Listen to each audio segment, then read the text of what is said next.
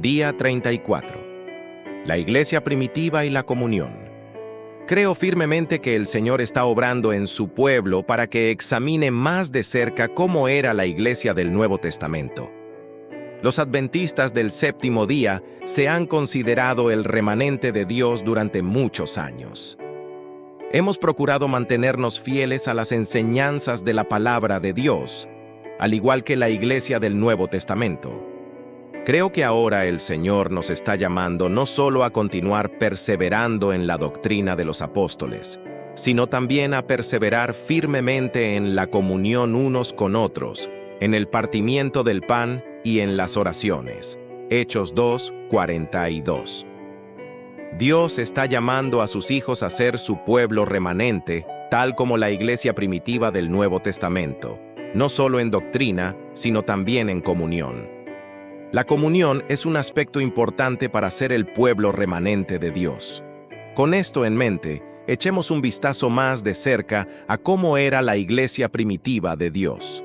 El libro de Hechos nos dice que los primeros cristianos se reunían tanto en el templo como de casa en casa, y perseverando unánimes cada día en el templo y partiendo el pan en las casas, comían juntos con alegría y sencillez de corazón. Versículo 46. Cuando los cristianos se volvieron indeseables en los templos judíos, sus hogares se convirtieron en el punto central de su adoración y comunión. Las casas de los creyentes eran los lugares donde se reunían para la alabanza, la comunión y la enseñanza. Muchos versículos mencionan los hogares en el Nuevo Testamento donde se reunían los cristianos, y entrados, subieron al aposento alto, donde moraban Pedro y Jacobo, Juan, Andrés, Felipe, Tomás, Bartolomé, Mateo, Jacobo hijo de Alfeo, Simón el Celote y Judas hermano de Jacobo. Hechos 1:13. Entonces una mujer llamada Lidia, vendedora de púrpura, de la ciudad de Tiatira, que adoraba a Dios, estaba oyendo, y el Señor abrió el corazón de ella para que estuviese atenta a lo que Pablo decía, y cuando fue bautizada y su familia, nos rogó diciendo: si habéis juzgado que yo sea fiel al Señor, entrad en mi casa y posad, y nos obligó a quedarnos. Hechos 16:14-15. Pero los judíos que no creyeron, movidos de envidia, tomaron consigo a algunos ociosos, hombres malos, y juntando una turba, alborotaron la ciudad, y asaltando la casa de Jasón, procuraban sacarlos al pueblo. Al no encontrarlos, sacaron a Jasón y a algunos hermanos ante las autoridades de la ciudad gritando: estos que trastornan el mundo entero también han venido acá, a los cuales Jasón ha recibido.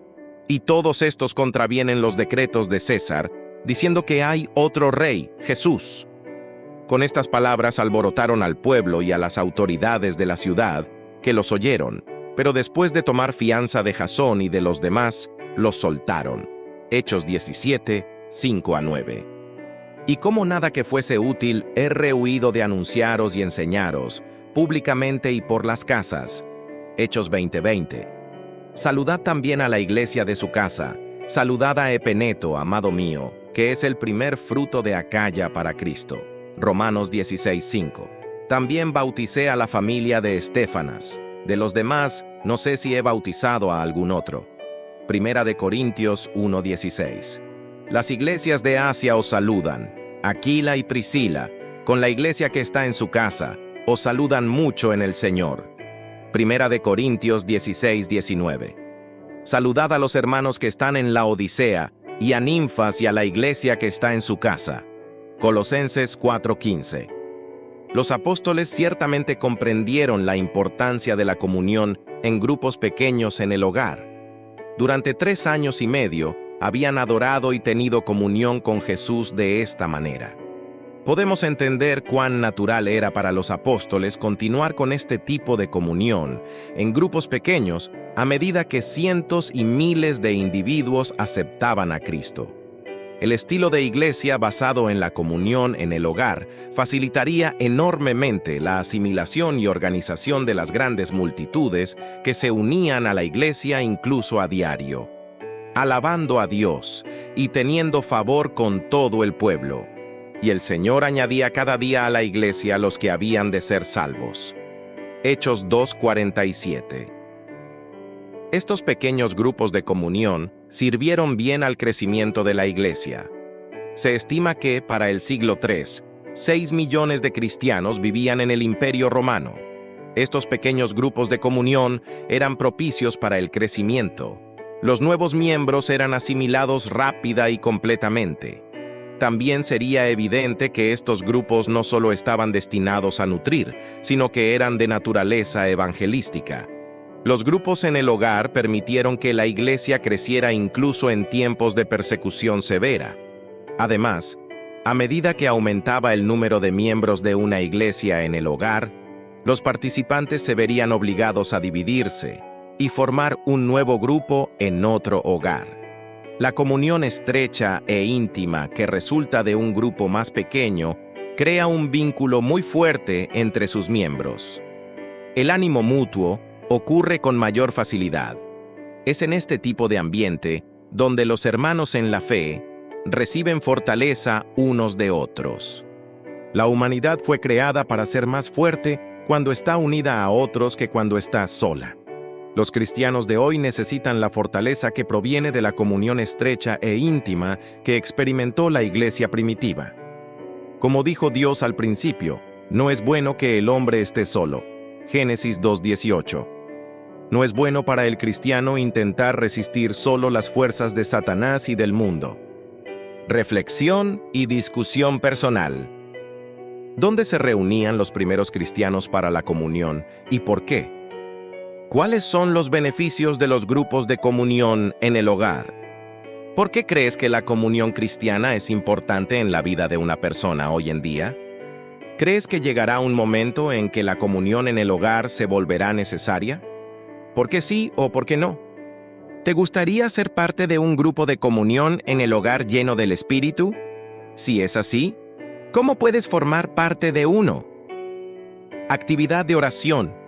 Llama a tu compañero de oración y discute este devocional con él o ella.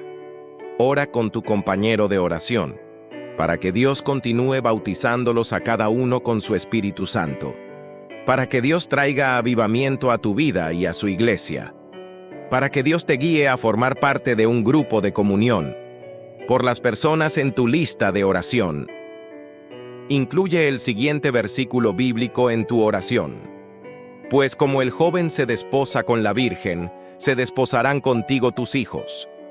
Y como el gozo del esposo con la esposa, así se gozará contigo el Dios tuyo. Sobre tus muros, oh Jerusalén, he puesto guardas. Todo el día y toda la noche no callarán jamás. Los que os acordáis de Jehová, no reposéis, ni le deis tregua, hasta que restablezca a Jerusalén y la ponga por alabanza en la tierra. Isaías 62, 5-7.